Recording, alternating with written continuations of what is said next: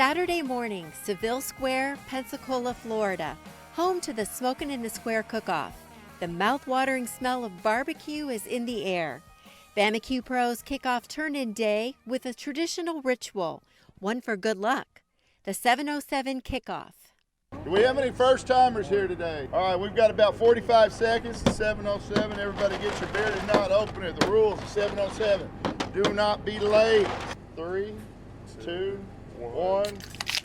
Good luck, everybody. Good luck, guys. Now, one thing barbecue people are very superstitious. If it's about a hat or a certain way to light the fire, in our case, it's 707 is the first beer of the morning. In 11 years, never missed one. If you talk to some of the big guys, they'll tell you, have you ever done a 707 and not won grand? They'll tell you no, and they're not going to take a chance on missing it. There's been a lot of grand and reserve grand champions at this table. Hey, we're from Madison, Alabama, and we've been cooking since 2004. So it's about our 14th year in competitive barbecue. Last year we cooked 30 competitions. That's 30 weekends we've been on the road. We traveled international. We've cooked overseas. We've been in the UK. We've been in the Netherlands. We've taught classes internationally. We've taught classes here in the United States. We have, what? Had several grand championships. Yeah, we've got over 20 grand champions and over 40 reserve grands. Reserve grand is like a bridesmaid. It's when you come in second place overall. South Fork is hoping their brisket will bring home the bacon. Getting ready to pull off the brisket. It's been on for about 5.5 hours now. Put it on about 2 a.m. Let's look at that bark. Is that pretty or what? Okay, it's going to go right in here into the foil.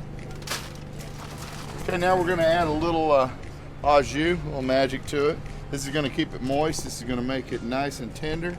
Going to add a little flavor to it. Lots of good flavor profiles, but the perfect doneness is what's going to win it for you. For Chester Lewis, the specialist, barbecue cook-offs satisfy his love for cooking and competition. I'm the cook at home. I'm the chef. You know, my wife works very hard, and I enjoy cooking at home. And it's a passion for us. But barbecue is just something got in my blood, and it's a competition. As a former athlete in the SEC, it just can't get. I gotta have a competition. I gotta be doing something. Barbecue gives you that competitive, venue to come out and try to do your best and can compete. Over at Red Eyed Smokers, Jay Rowell is hoping quality will give him an edge. We try to use the highest quality ingredients we can get our hands on, just for the sharpness of the flavor.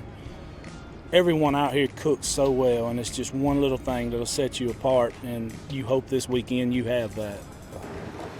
We're getting ready to make our brisket to get it sliced up, get it out of the foil after it's had a good couple hours rest.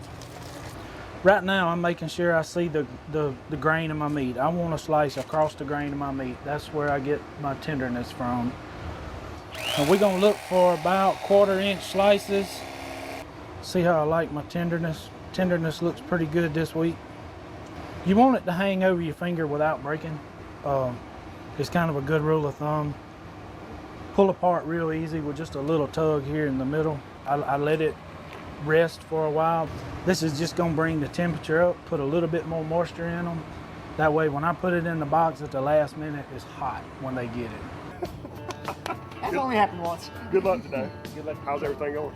Tony Mancuso's been on the circuit for about 2 years.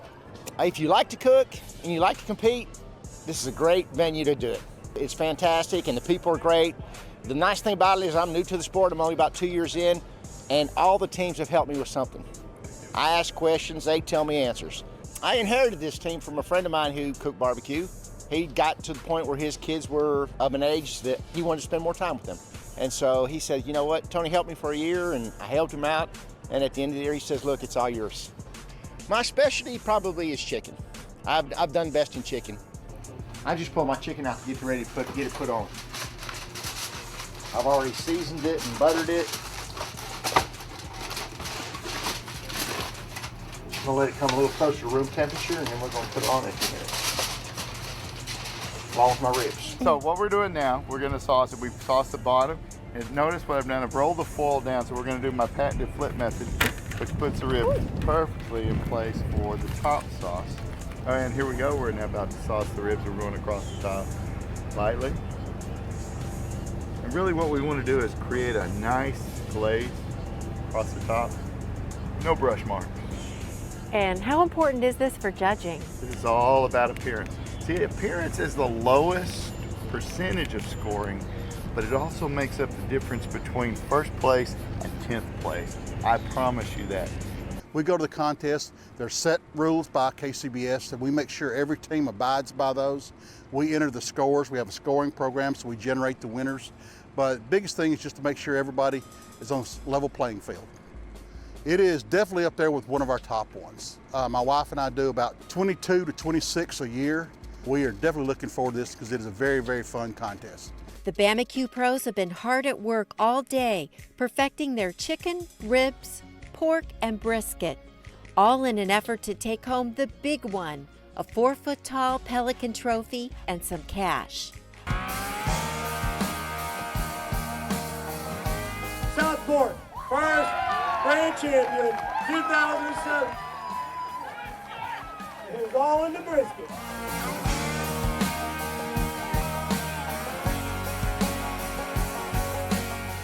These clips are great, but to see full episodes, go to countryroadtv.com.